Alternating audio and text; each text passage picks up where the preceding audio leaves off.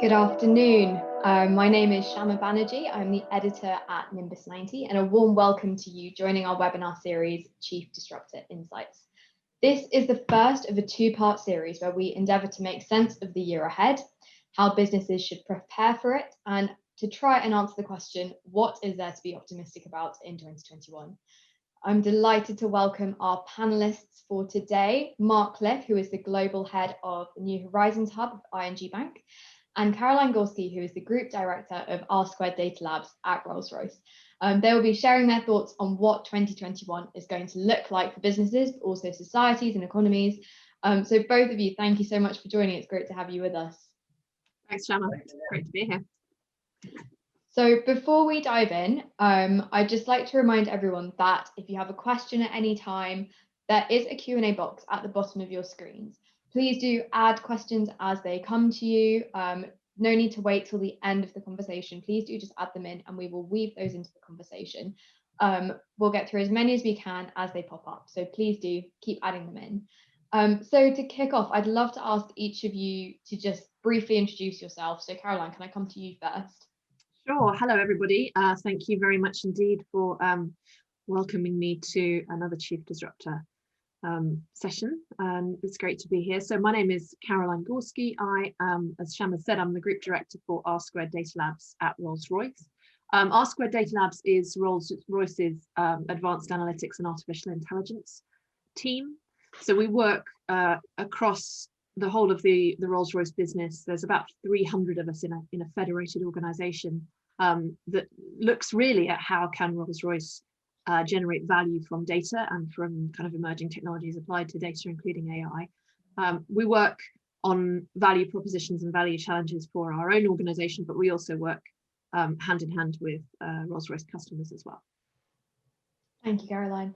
And Mark, could I ask you to introduce yourself as well, please? Sure, yes. I'm Mark Cliffe. I'm the Global Head of the New Horizons Hub at ING.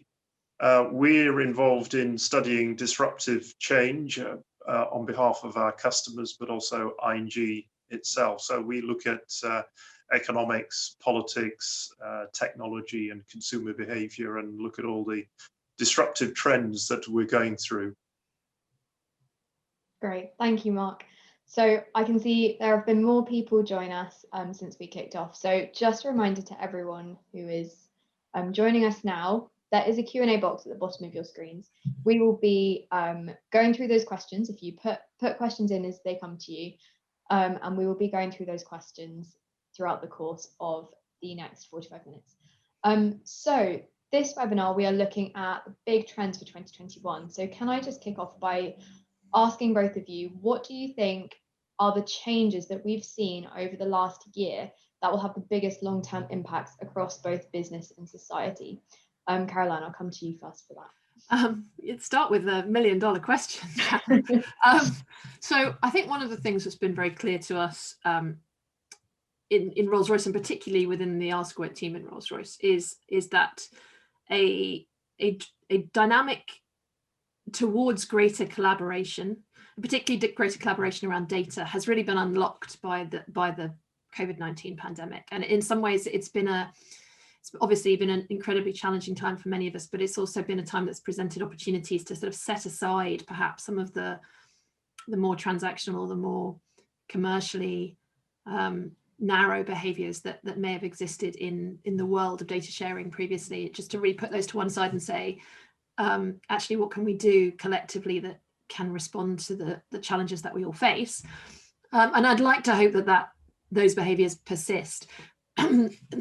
I see that mostly, personally speaking, in March of this year, my team at R² reached out across our network and engaged with a number of other organizations to set up the Emergent Alliance, which I've spoken about with this community before. And that is a data sharing collaboration network that focuses on how we can look for the signs of emerging economic recovery from the COVID-19 pandemic by bringing together donated data and donated data science resources from some of the world's largest organizations to look at more adaptive, more flexible, more responsive modeling of how we are behaving and how that behavior cascades through into the kind of early signs of things, of things getting better, of the recession that we are facing or in at the moment, you know, receding and beginning to fall away, and indeed asking questions about how could we support that faster. So what interventions could we make that would help the recession to dissipate more quickly? And so that really is, I guess, is what's informing my view that kind of data collaboration. I've been trying to build data collaborations like that for the best part of 25 years. This is the first time we've really got one off the ground. And partly that's because the sheer kind of the scale of the problems we're facing is so big that it allows commercial organizations to put their kind of narrow transactional considerations to one side. And the members of the Alliance have been amazing at doing just that. So I think we'll definitely explore some of those themes you've brought up there, especially the collaboration, what that looks like going forward. So Mark, what would you add to that? What are the biggest long-term impacts that we have seen develop? Yeah, I mean, it's been fascinating because the New Horizons Hub's only been operating for a few months, but its launch effectively coincided with the pandemic. So it was a wonderful opportunity. And, you know, one of the things that actually I talked about in a previous session for Nimbus 90 was a piece that I wrote back in April, actually, called Pandonomics. This is a mashup of pandemonium, pandemic, and economics, as necessarily a sort of multidisciplinary approach. And I wrote about 15 shifts that I could potentially foresee in the wake of the pandemic. Clearly, we don't have time to go through them all, so have a look at my website if you want more details. But I think, you know, just taking a step back, and I think also picking up on something that Caroline mentioned, that we've all had an opportunity to reflect on what really matters. I mean, not just in our lives, but also in our businesses. And, you know, there's a lot of lazy chatter about, oh, we're going into a new normal. But, you know, the ripple effects of this are going to last potentially for generations. You know, some things are going to revert to the way they were before. I mean, we're desperately hoping to hug one another again. Other trends, I think, are being accelerated, as we see with digitalization. Some are being reversed. And we've also got some entirely new behaviors, like it's now de rigueur to wander around with a mask. Who would have thought a year ago? So, you know, there are lots of changes which are still in process. But of course, trying to imagine what life is going to be like after the pandemic, as in, you know, when the vaccine has kicked in, is pretty challenging. So I think three things that I'd just like to quickly underline out of the 15 shifts. I mean, the most obvious one, which we've already talked about, is the shift from the physical to the digital. This has been massively accelerated by the pandemic in all sorts of ways.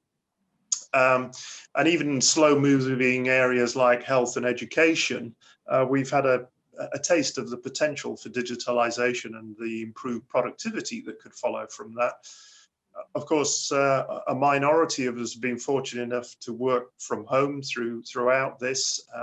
Clearly, this is going to fall from the sort of peak levels that we're going through in the lockdowns, but we're not entirely going to go back to working in offices on a 9-to-5 basis. Not that many of us in London were, frankly, but you know, the impact on productivity, I think, is controversial amongst economists. It is distinctly mixed, but I'm pretty confident that in the long run, this will be enormously beneficial for productivity. You're making much more effective use of real estate and, frankly, our time. And so I'm an optimist on that front. The second big trend I'd point to is inequality matters. And when I talk about inequality, I mean inequality on every dimension. So obviously health is one dimension of that, but on the economic front, you've got income and wealth. I mean, wealth for many people has actually been boosted because of aggressive intervention in the market. For others, it's been hit.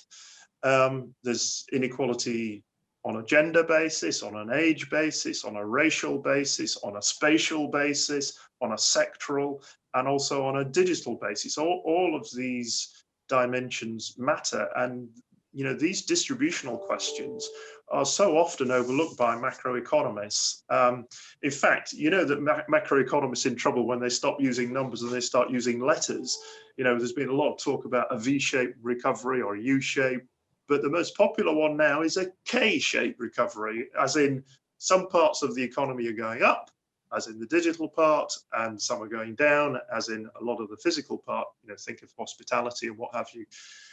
Of course, some of these things are going to bounce back, but maybe not in quite the same way. There will be lasting damage to some sectors, and there will be lingering effects of these inequalities, which policymakers will have to address, which brings me to the third big thing I'd like to just mention briefly, which is big government is back. We've seen unprecedented intervention in our lives and in our businesses. Barring wartime, this is just an amazing period that we've been through. Now, some of this will be dialed back after the pandemic is over and the vaccines have worked their magic. But we also now have a newfound sense of what's possible on the part of government. And I do expect the government to remain more active in a number of areas, addressing these inequalities that I've mentioned, preparing for future pandemics, and also ultimately taking action on climate change. So I think the big government is now back. Thank you, Mark. Caroline, with your work that you've been doing with the Emergent Alliance and the insights that are coming from that, I wonder if you have a response to what Mark's just shared there in terms of the big headline trends, if there are any more that are coming in terms of, that you have seen in terms of the economic recovery that you've been watching. Well, I suppose one of the things that's been most interesting for us is really looking at the intersection between human behavior and the kind of the trickle through of that human behavior into the economic factors. So for example, when we look at how sentiment analysis as expressed over social media or over more standard media can be connected with online purchasing habits, for example, travel and hospitality habits, and then seeing that cascade through and understanding the phasing of various stages of lockdown on those behaviors. And one thing I would say is that we have seen a lot of changes in the way that we engage with our world. I'm not entirely sure how permanent those changes are, though. I think one thing that's been very interesting is understanding the degree to which sentiment shifts, but then moves back again very fast. So actually, what you see when you look at some of the social media content is it is very it's very transient. And so it would be fascinating to see what degree of actual underlying behavioural change comes out of this, as opposed to just the sort of transient responses to the messages, particularly the kind of the organic messages that sort of spin up from social media space and sort of percolate out and then spin back down again or get replaced by something else. So I think that's an area, particularly for economists, that's very hard to factor into traditional macroeconomic modelling, right? Is that kind of that very transient, real-time, almost relativistic data that is about the here and now and isn't about the kind of more traditional high-level whole system models that we've used for planning our economies in the past. Mark, I'd be interested in your thoughts around that. Yeah, I mean, you make a great point, because I think the essential problem is that economists are essentially locked into the past, with their models. The models are necessarily based on data, which is essentially historic data.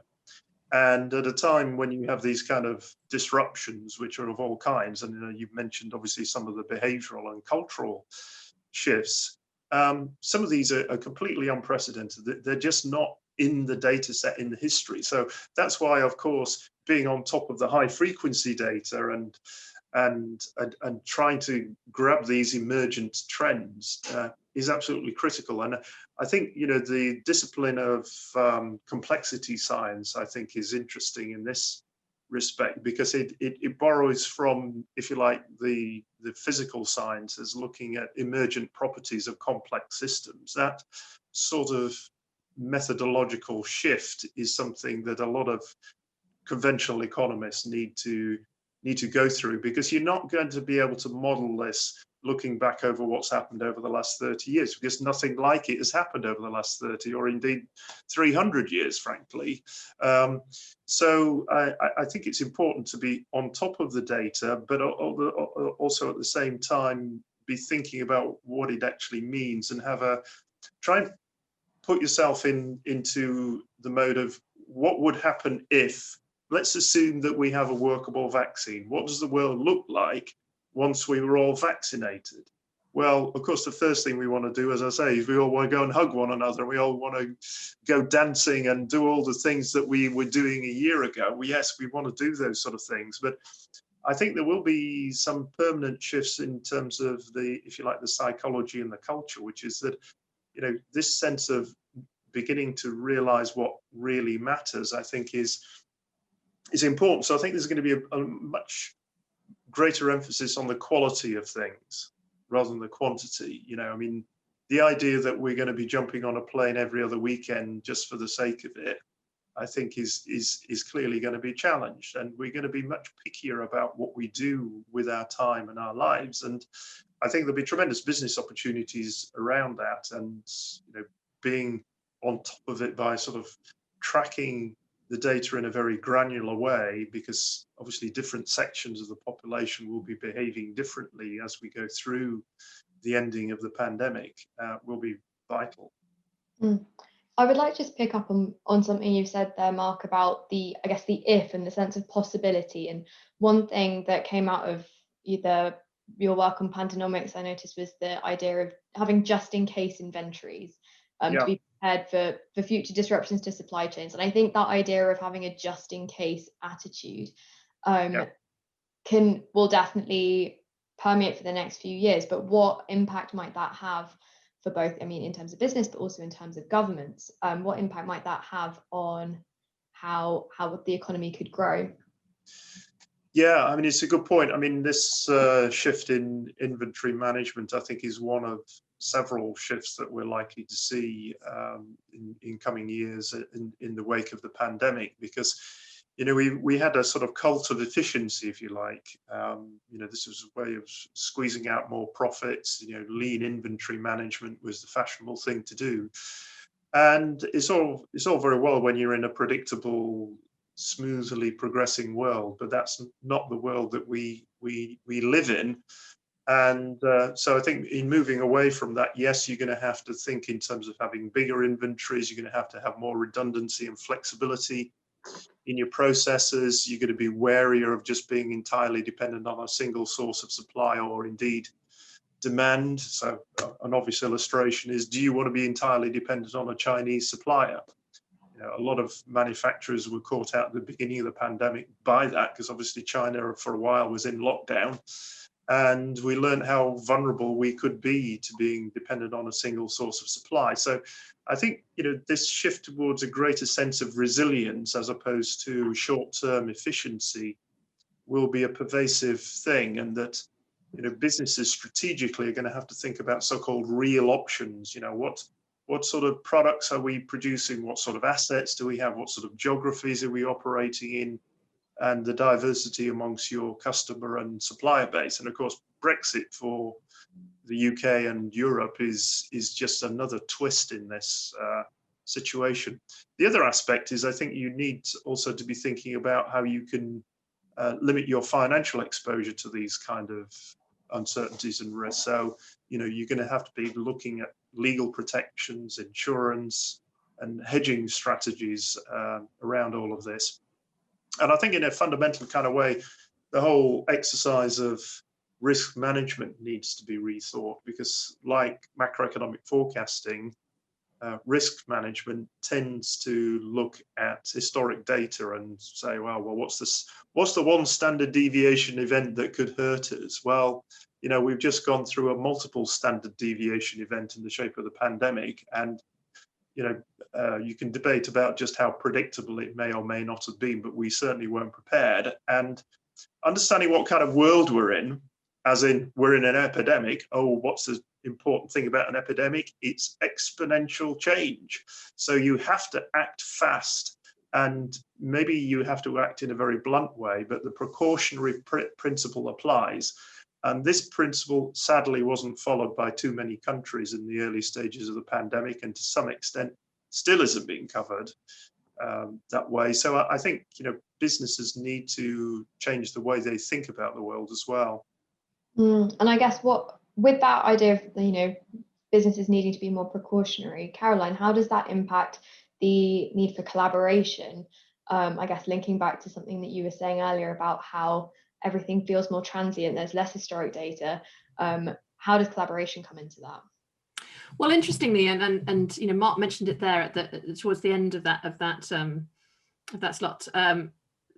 Risk management, I think, is a critical area that we potentially might see some real advances coming out of collaboration driven by the pandemic. And the reason for that is that done well, risk management is about complex multi-agent systems with distinct causality attached to it. And those kinds of systems are almost impossible to build in isolation. You cannot, or at least if you try to build them in isolation, they're generally quite flawed. You need to collaborate around them in order to be able to have enough sensing going on across the system to actually be able to effectively model and forecast how the multiple agents in that system will respond to the kind of stresses that you put through that system. When we look at some of the work we're doing in the Emergent Alliance, we have a lens that looks at modeling macroeconomic shocks and the kind of interconnections between industries, global industries, based on those shocks flowing across the system. And that work is genuinely interesting, and it's done in collaboration between data scientists and economists. So it pulls from both sides of that conversation. But what's fascinating about it is that the more complex the range of shocks you feed into that system, the more sort of swingingly inaccurate the outputs become, because in effect, as it's a bit like sound waves resonating with each other. You can't control for the degree to which you're opening your system up to inaccuracy if you try to model too much complexity in it. And what that means is that when you're thinking about risk analysis, rather than being able to say, I can take a 20-year view of risk analysis, you literally have to take a month-to-month view. So it's more like being in a massive online gaming environment, right? It's more like building a simulated world in which you create the rules for how the agents in that world behave, and then you set off storylines that you tweak every few weeks to see how that world evolves. It's more like that. It's more like the idea. It's more like how you build a neural network than it is like how you would build a traditional risk modeling scenario plan. And that's genuinely interesting, but you can't do it on your own. You have to do that collaboratively, because you don't control enough of the inputs to that system as an individual entity to be able to model that, even if you're an investment bank. On that, I would just like to pick out a question that's come through the Q&A. And Caroline, I think if I could come to you first on this, but Mark, it'd be good to hear your thoughts as well. So this is from Donna Roberts. Thank you, Donna. She says, how do you see collaboration contributing to joint recovery when up against protectionism and differing strategies from countries, e.g. China and US trade, Brexit, broken just-in-time supply chains, push for buy local and generally more domestic focused policies everywhere? Right, that's a lot of questions parceled up into one. Answer which bit you like. We can come to right. Okay, so I'm gonna leave. I'm probably gonna defer on US-China relations to Mark, because I think he's a great deal more experienced than me in that regard. But what I would say is, in response to this idea about corporate protectionism, if you like, which is probably the space where the Emergent Alliance is doing a lot of its work. I have personally been overwhelmed, and I think the Alliance has been overwhelmed by the willingness of, very significant, large global organizations who are, most of the time in direct competition with each other to not only collaborate, but to share their resources, to actually, to lend each other data scientists, to pipeline each other data. Now, of course, there are still there's still a little bit of, well, you know, let's use our system because we know how to use it and we can get something good out of it, and you know, by using it we can show how good it is, and that's fine, and that's part of what the alliance is there to allow its members to do, as long as the outputs that they're working on, you know, deliver to the objective of the alliance around speeding up economic recovery. But genuinely, this is an opportunity, you know, and I said it before, I've been working in this space for more than 2 decades. I've never seen an opportunity for data sharing on this scale before. It's genuinely, it's quite humbling in lots of ways. So do we carry any of that forward? I hope so. I hope what we're building is muscle memory. I hope what we're creating is a set of corporate and governance experiences, which means that the next time we hit a black swan event, and we will, we can get into stride much faster, and we don't have to spend, you know, we don't have to dance around our handbags for the first 6 weeks while we all go, oh, we're not really sure if we want to or not, and then decide that we do. You know, we can just go straight in and start doing productive work. So that's what I really hope happens. So Mark, then thinking, I guess, beyond corporate, but thinking a bit more national, what is your response to this question? Yeah, well, I think we've seen as the pandemic has progressed that people have, I think, increasingly recognized the value of collaboration, because we had a pretty nasty period at the beginning, you know, particularly between the US and China, but not exclusively. There were other people who were essentially adopting very panicky sort of nationalistic responses, for example, over getting medical supplies and also over the vaccine. But in the end, what we've seen is, I think, an astonishing performance collectively, you know, despite the constraints imposed by various nationalist politicians, and you know who I'm talking about here. We've seemed to be on the brink of an extraordinary success with the vaccines. I mean, looks like most of them so far that we've heard about are proving effective. And I think the private sector has stepped up here in terms of collaboration on a global basis. And it's shown that, you know, mission-orientated purposes can be achieved. Now, of course, in the midst of a pandemic with mortal threats, that's perhaps concentrates minds, but you have to hope that this kind of spirit will survive. And obviously, with the election of Joe Biden in the US, we have another opportunity here to step back towards that more collaborative approach. Now, that doesn't mean to say that we're going to have a sort of unalloyed, smooth collaboration, because of course Biden himself was campaigning, at least in part, on some fairly anti-Chinese rhetoric, and obviously there are some major concerns about the behavior of the Chinese regime which remain to be addressed. But I think, you know, there are certain areas where it is in the collective interest, where increasingly people will be prepared to work together. And I'm thinking in particular here of climate action. When you look at what's been happening just in the last few weeks, we've seen a whole raft of commitments, not just from governments, but also from major corporations. And so I think next year is going to be, I think, a very interesting one from the point of view of, can we get back onto a more collaborative path for geopolitics? Again, you know, there will be rough edges, there will be arguments over various things. I mean, obviously the Brexit story hasn't seen its conclusion yet, but I think overall this year has probably shocked the world into action, and obviously some of the nationalists and authoritarian regimes have performed pretty badly in the context of the pandemic, and I think at least some of them will pay the price for that. I think there's lots of very interesting nuggets I'd like to pick up on this. I'm trying to think of where to start, but Donna, thank you for that question. I think firstly, let's look at these nationalist and authoritarian regimes. Mark, I know something you said yesterday when we were just having a call was that is not necessarily kind of a key that you can't necessarily draw that correlation between how a country responds in the economic recovery to their democratic setup. So what is your opinion on, I guess, what we're seeing there in China particularly?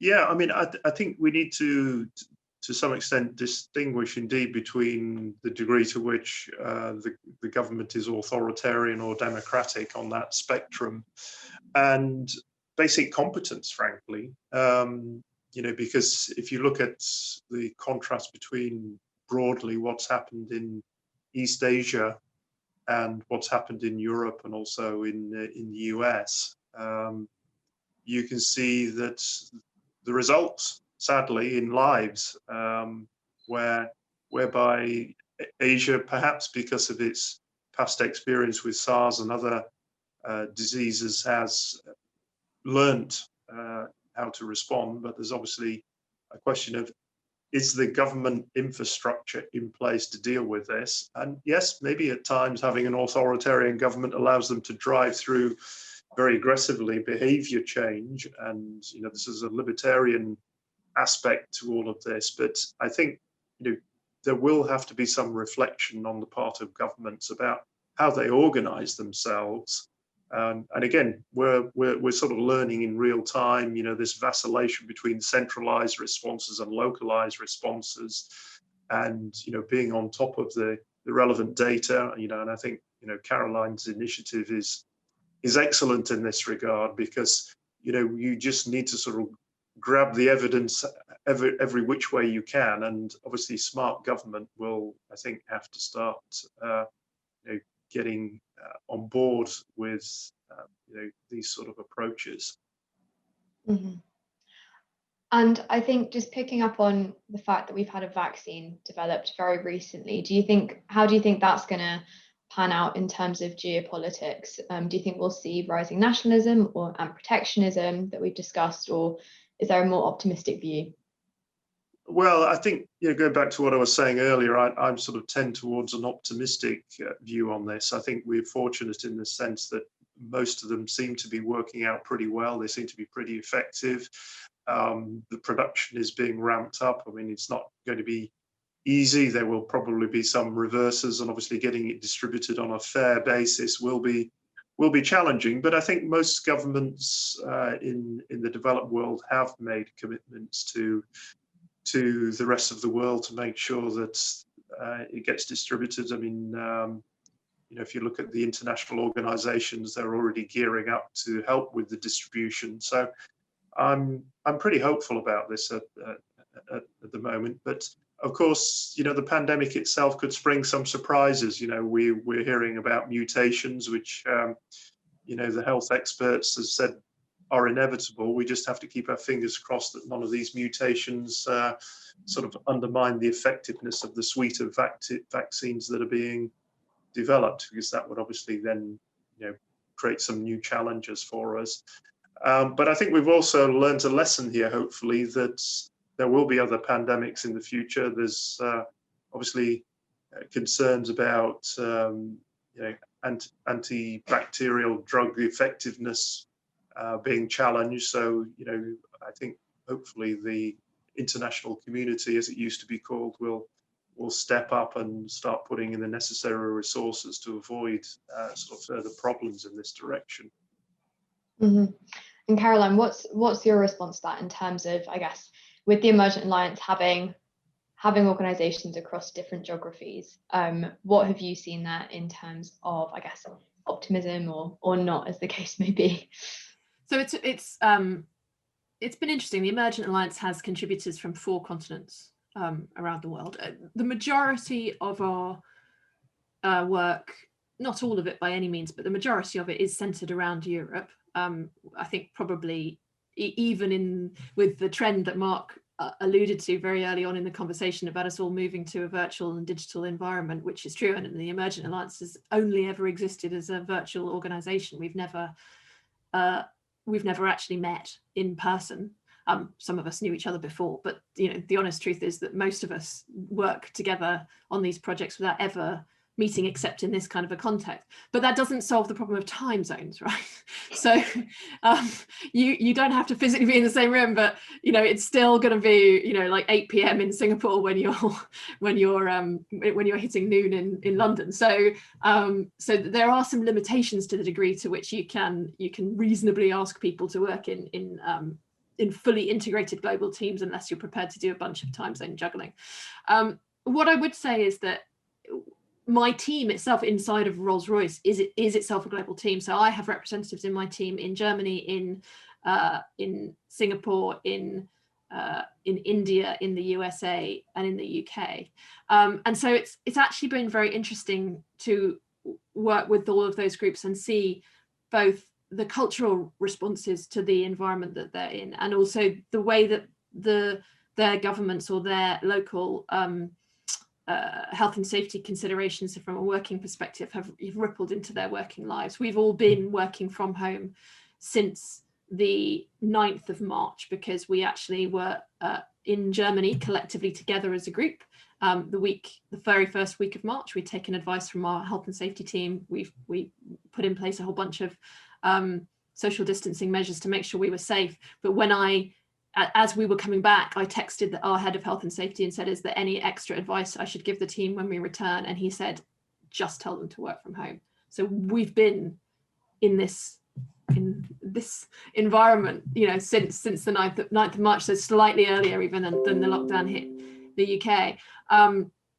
And I'd say different members of my team from different cultures have dealt with this in very different ways, and in some instances that's to do with the experiences that they're having in their local environments. So where for example the British got very frustrated quite early on with the restrictions that were being placed on their lives, some of my team in Singapore were actually given an enormous amount of confidence by a much more rigorous and much more autocratic approach that was taken in Southeast Asia, even from a democratic government, but just one that assumed a much greater level of compliance with the sorts of tools, particularly around test and trace, than appeared to be feasible to deploy in Western democracies like my staff in the US or my staff in the UK.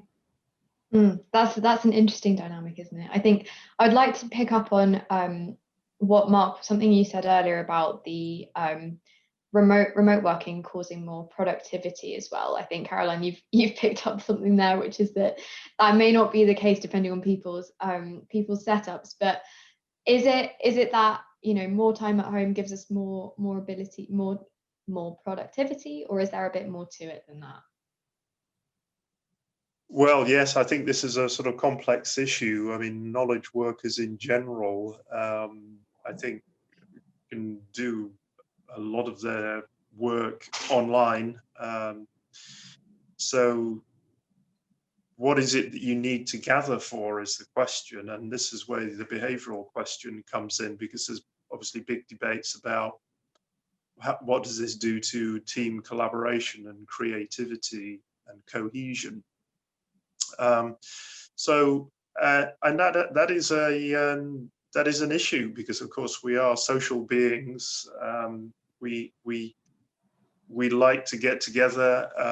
It's obviously interacting physically is at the moment much more appealing than just being on an endless Zoom call. No disrespect. So there, it is a challenge, but I would say that over time we're going to work this out, because I don't think post-pandemic everybody is going to be working from home. Certainly, let's be clear, we're in a minority who can do that right now. I mean, it's not as if everybody's working from home. A lot of people have to go out to work, and some of them in challenging circumstances. But after the pandemic is over, I think there is going to be a demand to work more flexibly, and the sort of hybrid models that people are talking about will, I think, start to be the conventional approach to work. So whether you're going into an office or some other location 1 day a week or 2 or 3 or odd hours, and you have to collaborate in terms of figuring out when the team has a meetup, the role of the office is going to change quite clearly. It's going to be a place for convening people.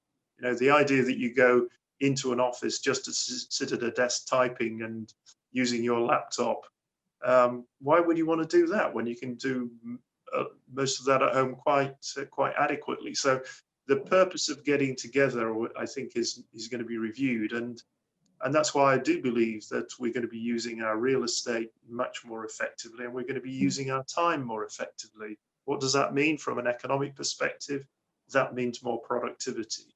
And by the way, a lot of sectors that were very slow in adopting the existing technologies have been forced to do so. And I think we're going to see more of that. There's going to be a lot of creativity about making better use of digital technology in the coming years. Just before we finish, I'd like to pick up on one final question to get both of your thoughts on. In our survey that we are doing of our community at the moment, we are seeing that 41% of businesses are seeing major opportunities ahead as a result of all of the shifts we've been talking about, the changes from COVID-19. So I think I'd love to hear your thoughts, Caroline, on what you think those opportunities might be for businesses and how they can actually go about addressing those and seizing those opportunities. Well, I think drawing on Mark's last point, there's clearly an opportunity to think about corporate real estate differently, and to think about what might, and actually to think about the structure of your workforce differently. So where you do have categories of worker who are able to effectively work flexibly and from home, accommodating that within your workforce suddenly makes it possible to open up your workforce to all sorts of people who might not have been able either to travel to work or to do work over a kind of standard 9 to 5 working day model. And I think that's genuinely, so I would genuinely hope we will see as a result of this that many more organizations will become comfortable with the idea of job sharing, will become comfortable with the idea of including a far more diverse population group within their employee base, and will have much less focus on the kind of input-driven presenteeism that perhaps characterized organizations in the, 1980s and 1970s, and is much more focused on outputs. Now that's not that's a kind of a grand statement that doesn't reflect the reality of lots of the people who have to go to physical places to do what they do. Doctors, nurses, hospitality workers, manufacturing employees, all sorts of taxi drivers. So there are lots and lots of people for whom that isn't true, but that doesn't necessarily mean that some of that flexibility gain shouldn't be and can't be made available across those populations as and where it's possible. And I think that's going to be really interesting, because I think that will tie into changing patterns of work.